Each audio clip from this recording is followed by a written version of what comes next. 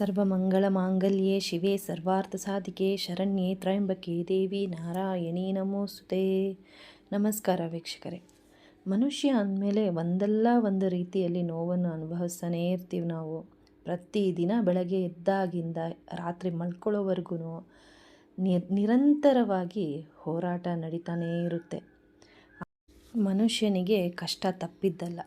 ನಾವು ಎಷ್ಟು ಚಿಂತೆ ಮಾಡಿದ್ರೇನೂ ಕಷ್ಟ ಏನು ಕಮ್ಮಿ ಆಗಲ್ಲ. ಚಿಂತೆ ಮಾಡಿ ಆರೋಗ್ಯ ಕೆಡಿಸ್ಕೊತೀವೇ ಹೊರತು, ಒಂದು ಸಲ ಆರೋಗ್ಯ ಕೆಟ್ಟರೆ ಎಲ್ಲ ಕಷ್ಟಕ್ಕಿಂತ ಆರೋಗ್ಯದ ಸಮಸ್ಯೆನೇ ದೊಡ್ಡ ಸಮಸ್ಯೆ.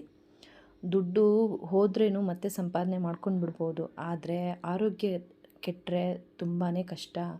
ಅದರಿಂದ ಏನೇ ಕಷ್ಟ ಇದ್ದರೂ ಪ್ರತಿದಿನ ನಿಮಗೋಸ್ಕರ ಒಂದು ಅರ್ಧ ಗಂಟೆ ಆದರೂ ಸಮಯ ಕೊಟ್ಟು ವ್ಯಾಯಾಮ ಮಾಡ್ಕೊಳ್ಳಿ.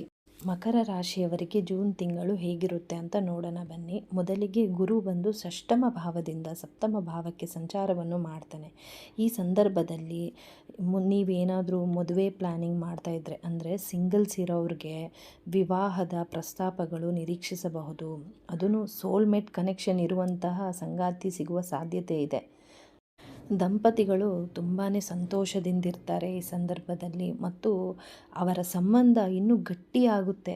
ಜೊತೆಗೆ ಪರಸ್ಪರ ತಮ್ಮ ಫೀಲಿಂಗು ಅಂದರೆ ಭಾವನಾತ್ಮಕದಿಂದ ಸರಿಪಡಿಸ್ಕೊತಾರೆ. ಗುರುವಿನ ಸಂಚಾರ ಪಾರ್ಟ್ನರ್ಶಿಪ್ ಬಿಸ್ನೆಸ್ ಮಾಡೋರಿಗೆ ಹೊಸ ವ್ಯವಹಾರದ ಸಹಯೋಗಗಳನ್ನು ರೂಪಿಸಿಕೊಳ್ಳಲು ಇದು ಉತ್ತಮವಾದ ಸಮಯ ಅಂತಲೇ ಹೇಳ್ಬೋದು. ತುಂಬ ಚೆನ್ನಾಗಿರುತ್ತೆ ಪಾರ್ಟ್ನರ್ಶಿಪ್ ಬಿಸ್ನೆಸ್ ಮಾಡೋರಿಗೆ. ಮತ್ತು ಹೊಸ ಗ್ರಾಹಕರೊಂದಿಗೆ ಲಾಭದಾಯಕ ಒಪ್ಪಂದಗಳಿಗೆ ಸಹಿ ಹಾಕಲು ಅತ್ಯುತ್ತಮವಾದ ಸಮಯ. ಹಣಕಾಸಿನ ವಿಚಾರ ಹೇಳಬೇಕಾದ್ರೆ ಆದಾಯ ಅಂತೂ ತುಂಬಾ ಚೆನ್ನಾಗಿರುತ್ತೆ. ಆದರೆ ಖರ್ಚು ಬಗ್ಗೆ ಹೇಳಬೇಕಾದ್ರೆ ಒಂದೇ ಸಮಯದಲ್ಲಿ ಎಲ್ಲ ಥರದ ಖರ್ಚುಗಳು ಹೆಚ್ಚಾಗುವ ಸಾಧ್ಯತೆ ಇದೆ. ಒಂದೇ ಸಲ ಇದು ಕಟ್ಟು ಅದಕ್ಕೂ ಕಟ್ಟು, ಇದು ತಗೋ ಅದು ತಗೋ ಅಂತ ಏನೋ ಒಂದು ಖರ್ಚಂತೂ ಜಾಸ್ತಿ ಇದ್ದೇ ಇರುತ್ತೆ. ಜೂನ್ 8ರಂದು ಶುಕ್ರ ಬಂದು ಷಷ್ಠಮದಿಂದ ಸಪ್ತಮ ಭಾವಕ್ಕೆ ಸಂಚಾರವನ್ನು ಮಾಡ್ತಾನೆ. ಗುರು ಮತ್ತು ಶುಕ್ರರ ಸಂಯೋಗದಿಂದ ಗಜಲಕ್ಷ್ಮಿ ರಾಜಯೋಗ ಅಂತಲೇ ಹೇಳ್ಬೋದು. ಶುಕ್ರನ ಸಂಚಾರವು ಮದುವೆ ಜೀವನದಲ್ಲಿ ತುಂಬ ಸಮಯದಿಂದ ಇದ್ದ ಕಲಹಗಳಿಗೆ ಒಂದು ಮುಕ್ತಾಯ ನೀವು ನಿರೀಕ್ಷಿಸಬಹುದು. ಮತ್ತು ನೀವು ಪ್ರೀತಿಸುವ ವ್ಯಕ್ತಿ ಅಥವಾ ಸಂಬಂಧದಲ್ಲಿ ಅವರ ಜೊತೆಗೆ ಸಣ್ಣ ಪರೀಕ್ಷೆ ಎದುರಾಗಬಹುದು. ಸಣ್ಣ ಈಗೋ ಕ್ಲಾಶಸ್ ಆಗುತ್ತೆ, ಅಥವಾ ಡಿಫ್ರೆನ್ಸಸ್ ಆಫ್ ಒಪಿನಿಯನ್ ಅಂದರೆ ಅಭಿಪ್ರಾಯ ವ್ಯತ್ಯಾಸಗಳು ಉಂಟಾಗಬಹುದು. ಅದರಿಂದ ಇಬ್ಬರ ನಡುವೆ ಅಂತರನೂ ಬರಬಹುದು. ಪಾರ್ಟ್ನರ್ಶಿಪ್ ಬಿಸ್ನೆಸ್ಸಲ್ಲಿರೋರಿಗೆ ಹಣಕಾಸಿನ ವ್ಯವಹಾರದ ವಿಚಾರಗಳ ಬಗ್ಗೆ ಸ್ಪಷ್ಟವಾಗಿರೋದು ಉತ್ತಮ.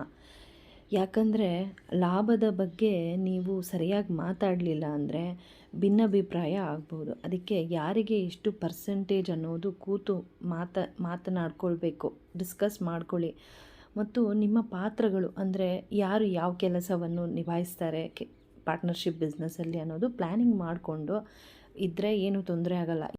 ಇಲ್ಲದಿದ್ದರೆ ತಪ್ಪು ಅರ್ಥೈಸಿಕೊಳ್ಳೋದ್ರಿಂದಾಗಿ ವ್ಯವಹಾರದ ಬೆಳವಣಿಗೆಯನ್ನು ನಿಧಾನಗೊಳಿಸಬಹುದು. ಜೂನ್ 15ನೇ ತಾರೀಕುವರೆಗೂ ಸೂರ್ಯ ಬಂದು ಪಂಚಮದಲ್ಲಿ ವೃಷಭ ರಾಶಿನಲ್ಲಿದ್ದಾಗ ವಿದ್ಯಾರ್ಥಿಗಳಿಗೆ ಹೇಳಬೇಕಂದ್ರೆ ತುಂಬಾ ಕ್ರಿಯೇಟಿವ್ ಆಗಿ ಇರ್ತಾರೆ ಮತ್ತು ಓದಿನಲ್ಲಿ ಒಳ್ಳೆ ಫೋಕಸ್ ಗಮನ ವಹಿಸ್ತಾರೆ. ಕ್ರಿಯೇಟಿವ್ ಫೀಲ್ಡ್ನಲ್ಲಿ ಇರೋರಿಗೆ ತುಂಬ ಲಾಭವನ್ನು ಪಡೆಯಬಹುದು. ಈ ಸಂದರ್ಭದಲ್ಲಿ ಮಕ್ಕಳ ವಿಚಾರದಲ್ಲಿ ಒಳ್ಳೆ ಸುದ್ದಿ ನೋಡ್ತೀರಾ ನೀವು. ಅವರ ಬೆಳವಣಿಗೆಯನ್ನು ಕಂಡು ತುಂಬ ಸಂತೋಷ ಪಡ್ತೀರಾ. ಜೂನ್ 15ರಂದು ಸೂರ್ಯ ಬಂದು ಪಂಚಮದಿಂದ ಷಷ್ಠಮ ಭಾವಕ್ಕೆ ಬರ್ತಾನೆ. ಈ ಸಮಯದಲ್ಲಿ ವೃತ್ತಿಯಲ್ಲಿ ಬೆಳವಣಿಗೆ ಕಾಣ್ತೀರಾ. ಕೆಲಸದ ಸ್ಥಳದಲ್ಲಿ ನೀವು ತುಂಬ ಆ್ಯಕ್ಟಿವ್ ಆಗಿರ್ತೀರ ಮತ್ತು ಯಾವುದೇ ಸವಾಲುಗಳನ್ನು ತುಂಬಾ ಸುಲಭವಾಗಿ ಮೀರಿಸಲು ಸೂರ್ಯನ ಸಂಚಾರ ಅನುವು ಮಾಡಿಕೊಡುತ್ತೆ.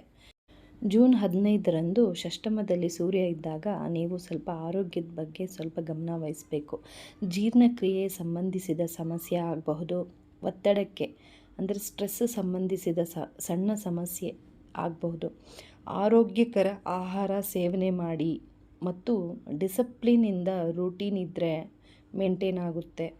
ಜೂನ್ 20ನೇ ತಾರೀಕುವರೆಗೂ ಕುಜ ತನ್ನ ಸ್ವಂತ ಮನೆಯಲ್ಲಿ ಚತುರ್ಥ ಭಾವದಲ್ಲಿ ಸಂಚಾರವನ್ನು ಮಾಡ್ತಾನೆ. ಕುಜ ನಿಮಗೆ ಧೈರ್ಯ ಮತ್ತು ಆತ್ಮವಿಶ್ವಾಸವನ್ನು ಹೆಚ್ಚಿಸ್ತಾನೆ. ನಾಯಕತ್ವದ ಗುಣ ನಿಮ್ಮಲ್ಲಿ ಹೆಚ್ಚು ಇರುತ್ತೆ. ಈ ಸಮಯದಲ್ಲಿ ನೀವು ಹೆಚ್ಚು ಆ್ಯಕ್ಟಿವ್ ಮತ್ತು ಕ್ರಿಯೇಟಿವಿಂದ ಕೆಲಸದಲ್ಲಿ ಬೋಲ್ಡ್ ಸ್ಟೆಪ್ಸ್ ಅಂದರೆ ದಿಟ್ಟ ಹೆಜ್ಜೆ ಇಡಲು ಸಾಮರ್ಥ್ಯನೂ ನೀಡ್ತಾನೆ ಕುಜ. ಆದರೆ ಸಡನ್ನಾಗಿ ಸಹನೆ ಇಲ್ಲದೆ ಇರೋ ಥರನೂ ಆಗಬಹುದು. ಅಂದರೆ ಅವಸರ ಮಾಡೋದು, ಅರ್ಜೆಂಟ್ ಮಾಡೋದು ಆ ಥರ ಎಲ್ಲ ಆಗಬಹುದು. ಮತ್ತು ಕೆಲಸದ ಸ್ಥಳದಲ್ಲಿ ಯಾವುದೇ ಡಿಸ್ಕಷನ್ ಅಂದರೆ ಚರ್ಚೆ ಏನಾದರೂ ನಡೆಯುವಾಗ ಸ್ವಲ್ಪ ಎಚ್ಚರಿಕೆ ವಹಿಸ್ಬೇಕು ನೀವು. ಆಸ್ತಿ ವಿಚಾರದಲ್ಲಿ ತಾಳ್ಮೆ ಅಗತ್ಯ ಮತ್ತು ಒತ್ತಡನೂ ಆಗಬಹುದು.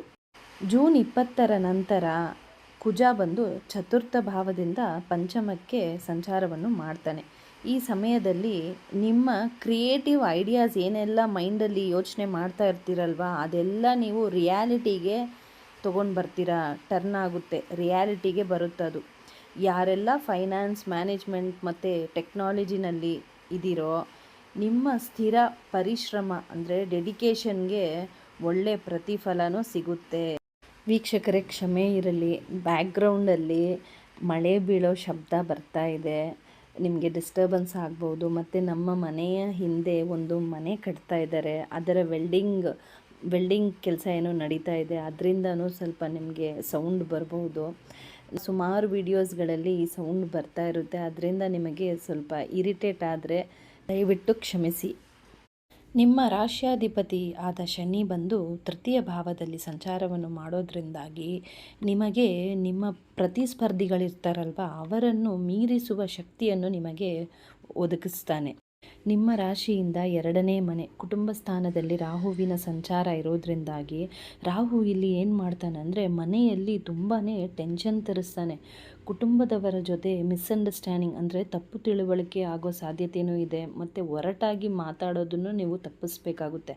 ಅದರಿಂದಾಗಿ ಅನಗತ್ಯ ವಾದಗಳಿಗೆ ಅವಕಾಶಗಳು ಆಗುತ್ತೆ. ಅದಕ್ಕೆ ನೀವು ಏನೇ ಮಾತಾಡಬೇಕಾದ್ರೂ ಯೋಚನೆ ಮಾಡಿ ಮಾತಾಡೋದು ತುಂಬ ಉತ್ತಮ ಅನಿಸುತ್ತೆ. ಮತ್ತು ನಿಮ್ಮ ಕೋಪವನ್ನು ನೀವು ಕಂಟ್ರೋಲ್ ಮಾಡ್ಕೋಬೇಕು. ಮತ್ತು ರಾಹು ಇಲ್ಲಿ ಇನ್ನೊಂದು ಏನು ಮಾಡ್ತಾನೆ ಅಂದರೆ ಅಧಿಕವಾಗಿ ಆಸ್ತಿ ಸಂಗ್ರಹಣೆ ಮಾಡಬೇಕು ಅಂತ ಗಮನ ಹರಿಸೋ ಥರ ನಿಮಗೆ ಮಾಡಿಸ್ತಾನೆ. ಮತ್ತು ಶಾರ್ಟ್ಕಟ್ಟಿಂದ ಹೇಗಾದರೂ ದುಡ್ಡು ಮಾಡಬೇಕಲ್ಲ ಅಂತಲೂ ತಲೆಗೆ ವಿಚಾರ ತುಂಬಿಸ್ತಾನೆ. ಅಷ್ಟಮದಲ್ಲಿ ಕೇತು ಇಲ್ಲಿ ಏನು ಹೇಳ್ತಾನಂದರೆ ಫಸ್ಟು ನೀವು ಆರೋಗ್ಯಕ್ಕೆ ಮೊದಲ ಆದ್ಯತೆ ಕೊಡಬೇಕು ಅಂತ ಇಲ್ಲಿ ಕೇತು ಹೇಳ್ತಾನೆ. ಮತ್ತು ಜಾಸ್ತಿ ಹೈ ಕ್ಯಾಲರಿ ಫುಡ್ಡನ್ನು ನೀವು ಅವಾಯ್ಡ್ ಮಾಡಬೇಕಾಗುತ್ತೆ.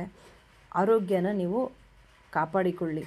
ಮಕರ ರಾಶಿಯವರಿಗೆ ಜೂನ್ ತಿಂಗಳು ಗುರುವಿನ ಸಂಚಾರದಿಂದಾಗಿ ತುಂಬಾ ಲಾಭದಾಯಕವಾಗಿರುತ್ತೆ ಮತ್ತು ಯಶಸ್ಸನ್ನು ತಂದುಕೊಡುತ್ತೆ. ಮತ್ತು ನೀವು ಹಿಂದಿನ ಸಾಲದ ಹೊರೆಯನ್ನು ನೀವು ಕಮ್ಮಿ ಮಾಡ್ಕೊತೀರ, ಅಂದರೆ ಸಾಲಗಳನ್ನು ನೀವು ತೀರಿಸ್ತೀರ. ಮತ್ತು ನಿಮಗೆ ಆರೋಗ್ಯದ ಸಮಸ್ಯೆ, ದೀರ್ಘಕಾಲದಿಂದ ಆರೋಗ್ಯದ ಸಮಸ್ಯೆಯನ್ನು ಎದುರಿಸ್ತಾ ಇದ್ರೇನೋ ಅದರಿಂದನೂ ನಿಮಗೆ ರಿಲೀಫ್ ಸಿಗುತ್ತೆ ಈ ಸಮಯದಲ್ಲಿ.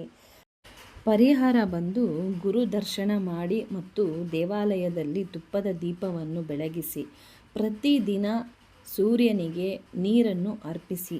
ಧನ್ಯವಾದಗಳು.